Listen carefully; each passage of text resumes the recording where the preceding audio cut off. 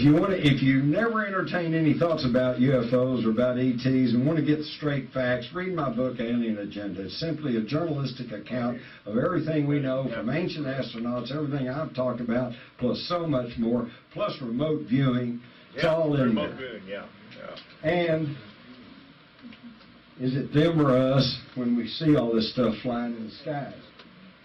And now, those of you who've attended my other talks, we know that somebody's trying to rule us, right?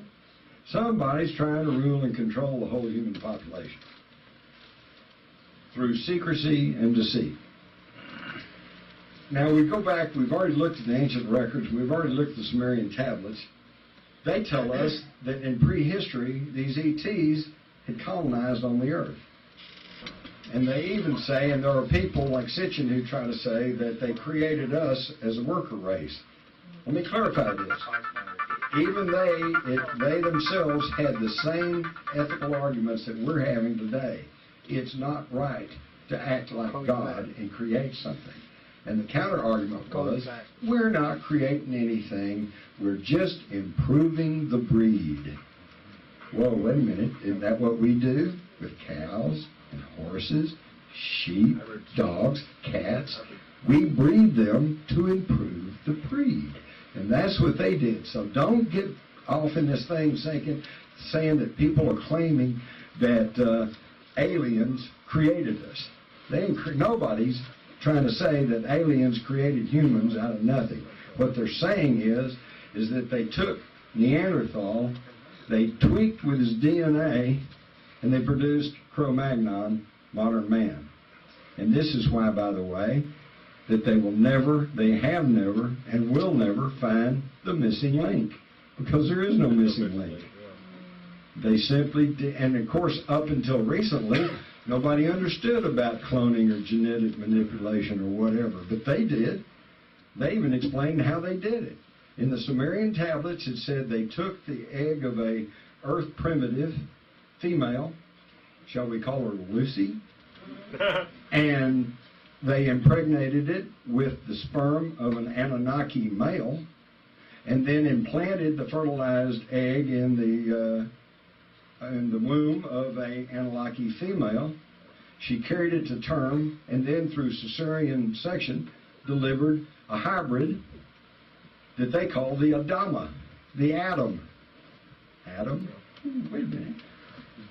The first earth man. So they even explained how they did it. Of course, the problem was when they first read these ancient tablets back in the 1800s when they were first discovered, they didn't have a clue about atoms, much less genetic splicing or genetic manipulation. So they simply said, oh, well, that's their gods and these are their mythology. In fact, you can actually go to the Encyclopedia Britannica, look up Sumerian mythology, and you will pretty much hear the correct story. But it's just the only difference is that they say, well, they're just making this up. It's mythology. And a growing number of scholars are now saying, no, it wasn't just made-up mythology. They were giving us our history. And this is what really happened. But we didn't understand that until recently when we could do genetic manipulation. Okay? So, assuming these ETs were on the Earth way back then and they did all this, what happened to them? Did they all leave? Or did at least some of them stay behind? Well, how do we answer that? Real simple. We look at the historical record. If the historical record is, as we have been taught in school, one slow evolutionary climb of mankind, hunter-gatherers, into agricultural communities, and I heard a great one the other day. The reason that men built towns and developed agriculture was so they could make beer. And then they gathered in towns so they could be close to the brewery. Makes sense to me. Oh, hell yeah. But then on up through city-states and nations and empires, okay? But hey, that's not what the historical record shows, does it? The record speaks for itself all the way back. You've got the air raid of 1942, you've got crop circles, you've got the flying shields of the Romans, you've got the flying dragons, you've got all these anomalies that we've already talked about. So, that means that some of them, at least, are still here. So, what does that mean? Well, there's three possibilities. Number one, we know through the historical record that some of them are still here. We also know that there's a ruling clique that's trying to gain control over us. So, the ruling elite are trying to contact these ancient creators. Or two, they've already contacted the ancient creators and are being guided or controlled by them. Or three, they are the ancient creators. Oops, I'm starting to sound like David I. Hey, all right. And that's it. Thank you.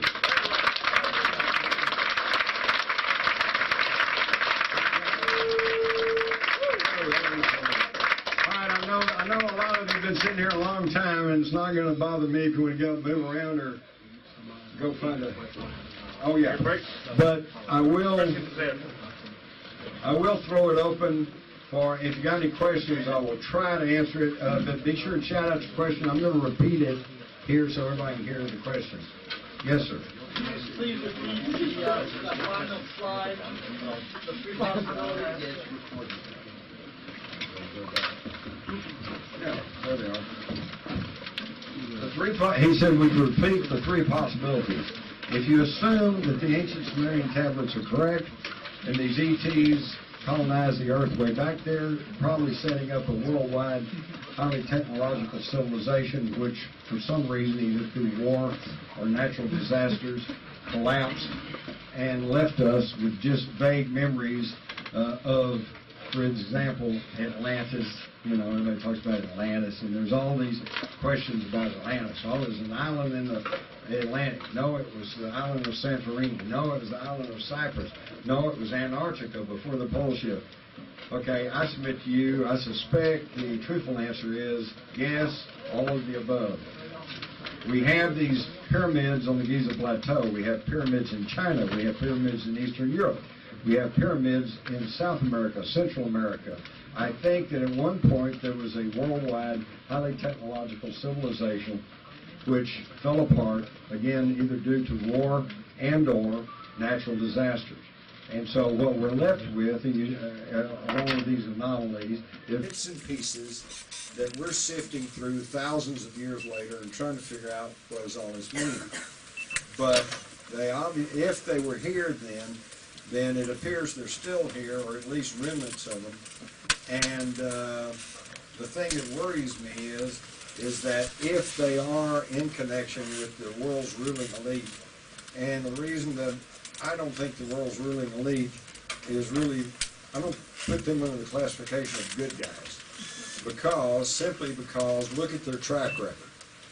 Just over the last 100 years, 2 world wars, depressions, starvation, still going on, pollution, the creation of deadly diseases, dissemination of these diseases. Are all of y'all aware that we may have narrowly missed a pandemic of avian flu thanks to some alert checks who decided to check the Baxter flu vaccine, which had been adulterated with the deadly avian flu and sent to 18 countries. Yeah, and what have we been warned about by our national leaders? Well, it's not if, but when we're going to have this national pandemic. And what is the game plan of the ruling elite? To cull the human population. And look what they're doing to the environment. Look what they're doing to the oceans. Look at what they're doing to our air. Is this the work of humans that care about the earth or about their fellow humans? I submit to you, no. Is it being done by aliens? I'm not saying that. But I'm saying here, if they're still here, then they're either working to contact the ancient ETs, or they're already in contact with them and are being guided or controlled by them, or they are. You ever seen old film footage of John D. Rockefeller singing like some old gospel? I mean, that is a gray. And he's got a little brown sweat. I don't know. I'm not going that far, but you never know. I think it would probably behoove you, Jim, to write a book about zero-point energy. But my question is, are you aware that the element bismuth is vital towards above unity devices? You know y'all know what an above unity device is. It means that it puts out more energy than what you put into it. Okay. What he's saying is, number one, that I should write something about 0-point energy. Well, number one, read The Rise of the Fourth Reich. Yeah. 0-point energy is in there, and what he's touching on here is the propulsion system of UFOs. They do not travel by jet, okay? Yeah. They operate through energy fields, Yeah. okay? We all know the story. When the UFO comes over, the car stops. And when the UFO goes away, the car starts again. But nobody ever says, yeah, turn on the ignition, and the car started back up. When the energy field comes over, if you can control gravity, you can control time. Yeah. And when you get in this energy field, those pistons freeze and lock up and stop. That's the end of that. And then when the field goes away, they go back to pounding. Okay? That explains that. It also, explains missing time. All right? The guy says, I saw a UFO at 6 o'clock, and I drove home, and I didn't get home until 7 o'clock, but it's only 10 minutes to my house. Missing time. When he's in the energy field, time has stopped for him. Now think about that on your way home. ETs and or ruling elites who can manipulate time. Yeah. Okay? And if you know for sure what's going to happen in the near future, think what kind of edge that gives you. Okay? Yes, ma'am. Isn't it probably in between 2 and 3 where the elite have the most of the Anunnaki blood and that are married all these years? So they can Okay, she wants to know, in number 2, if they're already contacted, isn't there something to do then with the bloodline? Very astute. Absolutely. Every ruling elite back through the history of mankind has been concerned with the bloodline. Back to the ancient Sumerians, to the Babylonians, the Syrians, the Phoenicians, the Babylonians, the Egyptians, to the Caesars, to the royalty of Europe, and even now over into this country. You all are aware, aren't you, that Barack Hussein Obama is a cousin to Dick Cheney? Yeah, absolutely. Yes. Yeah. That is not theory. That was pointed out by Dick Cheney's wife, Lynn. Okay? And that means then the Cheneys are somehow distantly related to the Bushes. The Bushes are directly related to John Kerry and to Al Gore, which means that the Gores and the Kerrys and the Bushes are all blood relations to the Windsors, the ruling family of England. Again, that's not conspiracy theory, that's conspiracy fact. And in fact, almost all but a handful of U.S. presidents have all been some way related. So in other words, right on down to the Nazis, everybody is concerned with the bloodline. Who's your daddy? Okay? And why is that? I submit to you because it goes back to what the Sumerian tablets talk about when kingship was brought to the humans. They decided they had a problem. They didn't want to dirty their hands with messing with the humans. So they'd take these hybrids that they were creating, and they would make them the leaders, the kings, the overseers. They'd give them the orders, and the overseers would see that the human workers did what they were told.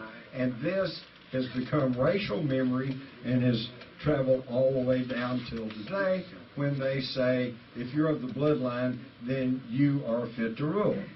And so now we see why Barack Obama was picked out of nowhere, and probably, by all accounts, not even an American citizen, and built up, created. Who paid his way to Harvard? Anybody know? And why can't we see his school records? That thing gets me. I mean, if you go to work for any corporation, they want to see your transcripts, right? They want to see everything. They want to see everything, and you show it to them. I'll show mine. I'll show you my transcripts. I wasn't that good a student, but I graduated. Okay, and I'll show you my birth certificate. Okay, we can't see his birth certificate. We can't see his school records. Why school records? Because he's probably here as a foreign exchange student. Right. Okay. Now, why is this important? When you go talk to your Obama friends, and they're going to go, well, he was elected, who cares, you know? let me tell you why it matters. It has nothing to do with Barack Obama. It has nothing to do with race. It has nothing to do with religion. It has to do with law. Are we a nation of law, or are we a lawless nation? A lawless nation is at the whims of whoever gets in control. They make the laws, and that's the way it's going to be. Does that begin to sound familiar? Because that's kind of where we are. If we say it doesn't matter that the Constitution says only a natural-born citizen can be president of the United States, and we blow that off, then we've blown off the Constitution of the United States, and we are a lawless nation. And I submit to you that this may be the plan. Because come to 2012, they're probably going to try to put Arnold Schwarzenegger in the White House, and when people say, yeah, but he's not constitutionally qualified, they'll say, well, neither was Obama, and we're okay with him. Worst case scenario is that some judge finds the cojones to order a subpoena for Obama's birth certificate, and we find out he was not born in Hawaii. The only thing they produced out of Hawaii is a certificate of live birth, which says he was born. Okay, great. No doctor's signature, no hospital, no nothing can be checked, and you can go down the road to anybody with a certificate of live birth. Mine has a doctor's signature in the hospital and the date and the time and everything else. Pretty sure they got a shrine in Nairobi now where his birthplace too. Everybody in Kenya says, man, thank God one of our own people is now president of the United States, including his grandmother, okay? But, of course, you don't get to hear about that either. But, again, it has nothing to do with Barack Obama. The danger comes is if they, at some point, a year down the road or whatever, that they say, some judge issues a subpoena, we find out indeed he was born in Kenya, then the whole thing blows up, and where are we? Every decision that's made, every legislation that's passed, every law that's passed becomes null and void. Every bailout he passed. Everything. It's all by the boards because it's all illegal and unconstitutional. Okay, again, are we a nation of law or are we a lawless nation? And then the real danger comes because then they're going to say, we need a constitutional convention. And we need to change, revise the Constitution. You already hear this already. Are you aware we're only 3 states away from a constitutional convention? Yes, sir. Okay, 3 states, if they say we want one, we get one. And when you convene a constitutional convention, there is nothing to restrict them to only one item in the Constitution. They can change the whole thing. Now think about it a minute, folks. Just use your head. Every lobbyist, every corporate bagman will be there. It will turn into a circus. The Second Amendment will no longer say the right of the people to bear arms shall not be infringed. It will be the right to bear arms is centered within the police agencies and the military. All right, they'll change up everything in the Constitution, and everything that you grew up with in this country will be gone. That's why it's important. Yes, sir. Yeah, do you think the founding generation might have been clued into some of this in that they were trying to break away from it? Yes. The kingship, the bloodlines, all that BS, they were sort of trying to say, hey, we don't want this. Okay, but the question is, was the founding generations possibly aware of this kingship, this royalty, this bloodline? And the answer is very definitely yes. Okay, they may not have had the same words and the same semantics that we're using because they probably had very little or no concept of space flight or other worlds, but they knew. In fact, let's go back and look at the whole history of Western civilization. Nobody will argue with the fact that it began between the Tigris, Euphrates rivers, which is exactly where the Anunnaki was. Then it spread northward into the Caucasus mountain regions and into what's now eastern Russia, and then into western Europe. And then it moved south concurrently into Palestine, and then into Egypt, then to Greece, and then to Rome, and then to Western Europe. And then it went to the British Isles. And then when all that spilled up, they discovered America. They came over and they filled up the east coast of the United States.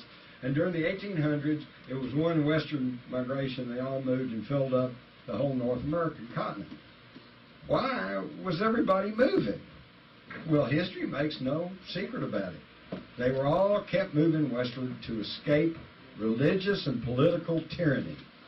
These folks have been trying to grab hold of us since the year 1.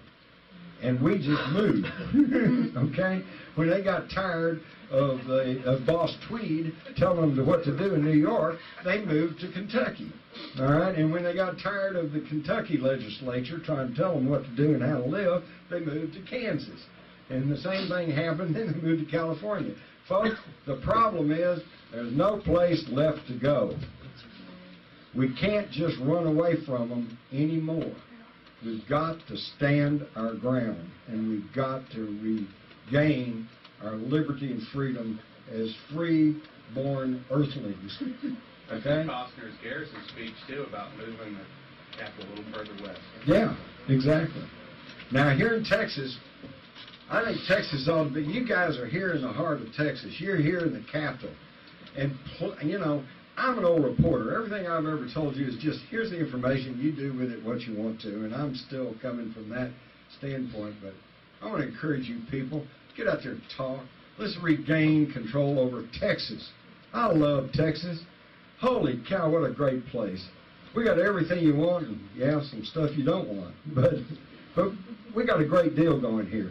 We got resources, we got oil and gas, we got mountains, we got forest, we got seacoast, we got tropical thing, we got desert, you name it, we got it. What a great place. Why should we give all this up and let somebody in Zurich or the New World Order headquarters in Colorado tell us how to run this country? Our forefathers came here, they chased Santa Anna out, and this isn't a racial thing, okay? There are millions of Hispanic people in Texas, and they're good Texans. They're our neighbors. They're fine, man. There's African American people living here in Texas, and they're good Texans. And their ancestors, it was their blood and sweat that built the place, okay? And there's been injustices in the past, but we've hopefully gotten over that. Let's just start working together, and let's throw out the carpetbaggers and the people who would want to tyrannize us. And I'll tell you, a good starting place is, for God's sakes, never let them take your weapons. It's the only thing that's kept us as free as we are. And the Founding Fathers knew this. Just go read the Federalist Papers. When they said the right of the public to bear arms had nothing to do with hunting or sportsmanship or target shooting, they were very explicit. They said this is what a free man must have the right to overthrow a tyrannical government. And ours, I hate to say it, is getting tyrannical. When they tell you you can't grow a garden, when they tell you you have to take a shot and a vaccination, which is proven to be dangerous at best, when they tell you you have to do this and you have to do that, that's tyranny. Okay? I don't care if it's a church or a political party or a government spokesman. When somebody tells you you can do this or you must do this and you cannot do that, that's tyranny. And we've got to resist it. And you guys are right here. A lot of you are younger folks. You're going to have to take up the banner. You're going to have to keep going, man. I'm getting old and worn out. All I'm trying to do is tell you what's going on, and then you guys have to figure out what to do about it. And let me tell you, but let me add one thing. Try to avoid violence, okay? Don't throw rocks. Don't throw Molotov cocktails. That's what they want. That's what they're looking for. If they can goad you into violence, or better yet, their usual trick is to run in agents provocateur who are going to say, hey, let's break that window, you know. If you're out at some demonstration, somebody starts to do something unlawful or violent, grab them, turn them over to a cop, haul them off, get them the heck out of there, because this is exactly what they want so they can instill martial law. They probably and are then come take you. Huh? They probably are a cop. Yeah. Yeah. Most of the time they are. You ever see those pictures where the demonstrator that they arrested out of Canada, Oh, yeah. and he's wearing the same combat boots You as the shall cop. know them by their combat boots. Exactly. Back here. How do you suggest when they do come for our guns to defend ourselves? Well, number one, don't let it get to the point of them coming for your guns. Right. When you see legislation coming up like this Hope bill, get a hold of your representatives and tell them in no uncertain terms, firmly but politely, if you vote for this bill, I will work 24/7. I will do everything I can do to see you're defeated and put out of office. And if enough people would call them and tell them that, they are just chicken enough, and they are so jealous of guarding their positions, they will back down. so hopefully it won't get to that. All right, but then if they just keep going and they're coming for your guns, then band together and fight them off. Alexander Solzhenitsyn, okay, writing about the Gulag in Russia, made the comment, and I'm paraphrasing, but he said we'd sit around in the Gulag and we'd bemoan the fact that if at a certain point when they came for people in the middle of the night and crashed down, knocked down the door, and were taking people, if we'd gathered up shovels and axe handles and tie rods or whatever and gone out there and killed them in the hallway, they would have hesitated to come around and take our neighbors, and we could have stopped it right there. He said, but we didn't. We always said, well, I'm not violating any law. I'm okay. And gee, they took my neighbor, but hey, maybe they won't come for me. And of course, when they come for you, there's nobody left to stand up. Now, I don't want it to get to that. That's why I'm trying to get you people to get off your tails right now and do something about it before it gets to that. But if it gets to that, you got to stop them in the hallways. Don't wait until they take you to camp, because then your chances of stopping it are zipped to none. There's a lot of excitement and energy around all the sovereignty movement stuff going on in these states. And our Governor, Pontius Perry, even has... I'm going to steal that. He didn't want to get that one. I'm going to steal that. Well, even he supposedly has been coming on board with the excitement and the energy of this sovereignty movement. And what you're saying right here is my fear is that it's going to get flipped on us. Right. That's a good fear. It's all bullshit. They're going to get feared. Remember when they beat you up and arrest you for wearing a peace sign? And now little kids run around with peace signs. They co-opted it, okay? And they're going to do the same thing with this, with the sovereignty thing. You know, well, to protect your sovereignty, vote for this anti-gun bill. You know, Organic. or we're all going to green, this environmental thing. My God, most of you people probably been in on the green movement since it was before it was the green movement, but. You know how they're turning that around. Now it's you got to do this, you got to do that, you can't do this, you can't do that. And it's all to protect the environment. Okay? No, it used to be to protect the kids. They always got some excuse. Aren't the states sovereign already? The states are sovereign, but we got to regain it. Wouldn't this be like an opportunity for them to turn it against us? That, like he's saying right there, just by putting it up for vote, it's out, and they voted down like they did in New Hampshire, and then that. Right, yeah, you've got to be on top of this. Look at California. The majority of voters voted to legalize medical marijuana. And within a month, the feds were busting the marijuana outlets because they said, well, that was for state law. This is federal law. Well, excuse me, where does it all start? It starts here. Let me tell you what you need to do. You need to do like a county sheriff did up in, I think, Idaho. He sent a public notice out and said any officer of the federal government that violates the Constitution of the United States, his deputies were going to be out and escort them to the county line because they were no longer welcome in that county. This is the kind of standing tall that we've got to start exercising. One last thing on Zechariah Sitchin, for instance, in the Sumerian tablets. Do you have any caution about Zechariah in that he's really elaborate on his storyline? Okay, he's asked me about Zechariah Sitchin. I'm sure a lot of you have read Sitchin. I have met Sitchin. At one point, he literally ran away from me because he did not want to answer my question. My question was kind of naive because this was years ago, and I thought it was a legitimate question. I was just going to say to Zechariah Sitchin, well, did they all leave or did they all stay? And if they stayed, where are they? He doesn't want to answer that.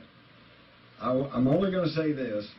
Read Sitchin, take it as input, but don't take that as the final word.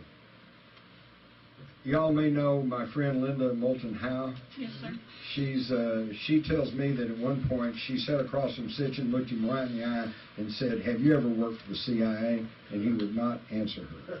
Okay? So I would be, hey, don't trust anybody. Don't even trust me. I'm telling you what I know. I'm showing you what I know. I'm talking real openly with you. But don't trust me. Go out and do your own legwork. And basically, no, don't take everything. I know people who are Sumerian language scholars and cuneiform, can read cuneiform, and they don't always agree with Sitchin's interpretations or translations. Nothing too serious, but there are some problems here. So you got to be careful because everybody, except me, has an agenda. What do you think personally of Jesus in the context of all this? Oh, great. And then, The question is, what do I personally think about Jesus in the context of all of this? Well, number one, I don't see, that's apples and oranges. If Jesus lived and if Jesus did his ministry, and if he was the forerunner of what has come to be known as the Christ consciousness, which is love your neighbor, and then so what? What's it got to do where he came from or whatever? I don't see where it's any big thing. I will say this: if Jesus, as we have been taught about him, and from everything we know about him, was to actually return to the earth today, he'd be in Guantanamo. Yes, sir. I guess this goes a couple slides back. Hang on your name. Oh, me? No, go ahead. Oh, I'm sorry. This goes a few slides before that. I was wondering that where they had sent out that message, or a message that was putting not a crop circle, but a crop square. Yeah, binary code disk. Yeah, the one that was encoded by That one? Mm-hmm. Yeah, the one, that one, and the one before. Are those considered one before that? One before that? That right there. Were all those considered to be legitimate? Yeah. Mm-hmm. Those were I have checked and checked and checked, and I've not found anybody who can disprove that these were not legitimate crop circles, although, as you can see, they're not a circle. That's all, Yeah, the crop was laid down. It fits criteria of a legitimate crop circle. They didn't find, but I'm not as expert in that. Well, as I said, on a legitimate crop circle, the crop is laid down. It's still living. Okay. It's not crushed. The stems are not broken. It apparently has been subjected to intense but brief heat. Okay, as in a microwave. Microwave heat. Okay, and this we know, but now where's it come from? How they do that, we don't Have they know. deciphered the solar system? Oh, Similarities. determine where that might be. Not that I'm aware of. So what if we digested those crops? I don't think anything would happen to you. Couldn't be any worse. It'd be like microwaving them, okay? And as I hope all you realize, when you microwave something, you kill everything in it. So you're not going to get any nutrition out of anything that's been microwaved, okay? But I'll have to admit I'm lazy too, and it's real easy to heat something up for a few seconds in a microwave. But I try not to make my main diet out of microwave cooking. If you're microwaving, hey, it's really good for popcorn, okay? And it may be good for briefly heating something up quickly that's frozen. But please, or heating water. Yeah, but when you heat the water or you heat your coffee or your tea, you're killing everything in it. That might be a good idea. It might be Might be good. idea. Might be good. So all I'm saying is please don't make your whole diet on stuff that's been microwaved. Yes, sir. Okay. What specifically are the different names of the different kinds of extraterrestrials and interdimensionalists, and then how do they relate to like ancient cosmologists, like the Aztecs, the indigenous cosmologists? Okay, all right. The question is, what are the different alien species and how they relate to the ancients? All right. Well, again, let me make this analogy. If we're all outside and an airliner was going over 37,000 feet, and you pointed up and said, we all know there's people in that airliner, okay? And you say, who are they? Are they good or bad? Try answering that. You can't answer that, okay? Because there's all kinds of different people in that plane. Some of them are good, some of them are bad, some of them are indifferent, some of them are in between. Okay, it's the same thing. See, we are still in the process of learning and becoming more sophisticated about these topics. In the 50s, the big question was, do they come from Mars or do they come from Venus? All right, well, we got a little more sophisticated. So by the 70s and 80s, the question was, do they come from Alpha Centauri or Zeta Reticuli 4? And today, we're even a little more sophisticated. Now you got really credible thinking scientists and people who will actually talk about it, who say, well, do they come from another dimension? Do they come from another time? And I'm here to tell you the answer. The answer is yes. All of the above. Okay, we're dealing with various groups, Some of them have their own imperatives, which may not be, conducive to the best interest of the humans. But as I said before, obviously, overt hostility is not one of them. You may have some that have a little more benign interest in humans. But I think, and now this is my personal theory, that there is something akin to the Star Trek concept of the prime directive, which is that just like with the tribe in the rainforest, we didn't, as we would have in the past, go in and slaughter them all or give them diseased blankets or Bibles or something. We're a little more sophisticated, and we're going to study them. We're going to find out, how that works. And so I think we have gained in sophistication and knowledge, and I think that now we understand that it's not right to interfere with the natural evolution of the species. And I think that if they're advanced enough from us to have, this space travel, intergalactic space travel, faster than light technology, then they're probably advanced enough to understand that it's not proper to meddle or to interfere with the natural evolution of the species. Now, whether that's a law, as we understand a law, in that if you violate it, the cops will come get you, I don't know. It may be more of just an agreement that everybody of good heart agrees that we're not going to do that, okay? But then that leaves open the question, then why do we have things like Roswell? Was that truly an accident? Or was that a surreptitious event to allow us to obtain advanced technology? Well, gee, you can't get us for breaking the prime directive. It was an accident. Our ship crashed. That'll give you something to think about. There's all kinds of ramifications to this. Dave? Yeah, Jim, the pyramids on Mars during the alignment in 3. Okay, just like on the Giza Plateau? Right. Okay, pyramids in the Giza Plateau, pyramids in Mesoamerica are aligned like that. Often for the solstice, the middle pyramid, the sun will go directly over the solstice, winter and summer. The vernal and invernal equinox will be for like I know Richard Hoagland did a lot of work on Mars.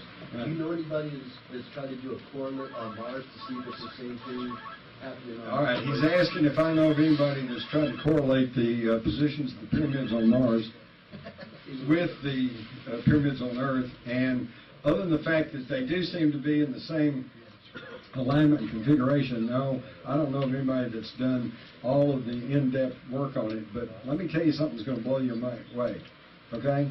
This is going to blow your mind, and I'm going to leave you with this. I want you to think about this. How many of you know what sidereal time is? There's 1, 2, 3, handful. We keep time by the Greenwich time, which is based on the revolvement of the Earth around the Sun. This creates problems because right now it's whatever time it is, about 9:30, 9:45 here in Austin, Texas. That means it's 7:45 on the West Coast, right? And I have problems with this all the time. And that means it's 10:45 on the East Coast because we have this different time because it's based on the movement of the sun across the Earth. All right? That's the time we keep. But the ancient sailors and astrophysicists and astrologers, they have a need for a more constant time, a time that is not based on the revolvement of the Earth around the sun. So they came up with sidereal time, which is based on the positions of the constellations, okay? Because the constellations never change. Now, the sidereal time is broken into 24-hour segments, just like our time. So now I hope you understand sidereal time. We all know about the Kennedy curse. Joseph Kennedy Jr. was killed when his plane blew up off the coast of England in 1944. John F. Kennedy was killed by gunfire in Dallas in 1963. Robert Kennedy was killed in an assassination in Los Angeles in 1968. And JFK Jr. died in a plane crash in 1999. Now, they already talked about the Kennedy curse, and it seems odd that these 4 members of the same family would all meet untimely ends. You know, that kind of stretches coincidence to a really fine point. But what if I told you that all 4 of those Kennedys all died within the same hour? They all died within the 16th sidereal hour. So when you take 4 members of the same family and they all died unnatural deaths, that's bad enough. But when you said they all died unnatural deaths within the same hour, that the odds of that are incalculable. So what am I telling you? I'm telling you that somewhere, somehow, somebody planned it that way. And be thinking about that. Because of their Kennedy and Fitzgerald bloodline? The fact that they, I already showed you how he was fixing to break open UFOs. He was going to stop the Vietnam War. He was trying to shut down the Federal Reserve System. He was doing everything in the world to oppose these fascist, globalist Nazis who are trying to take over the world. But Senior Joe would have been grooming Junior Joe for To be president. Because he's Right. firstborn. Right. George Bush is not the sharpest bush in the drawer, but Right. he's firstborn. But remember what I told you? If they can negate gravity, they can alter time, and they might be able to look through time. What if somebody was able to look through time and realize that Joseph Jr. would have been an even more effective president than JFK? Can't let him get in there. So he goes on a mission, his plane blows up. But Schwarzenegger took their women folk and got their bloodline, but He married into it, yeah. So is Ted Kennedy like a genetic defect in the family? Well, no, let me tell you something. Nobody remembers this, but in the summer of 1964, less than a year after his brother got killed in Dallas, Ted Kennedy was in a near-fatal plane crash, and he narrowly escaped with his life. And by the way, that occurred within the 16th sidereal hour. Yeah. No, he lucked out. He lucked out and escaped the plan and probably knows it. And that's why he hasn't been anything but a drunken blowhard ever since. All right, that's it. Thank you. Anybody wants to get over and I'll sign the book up here.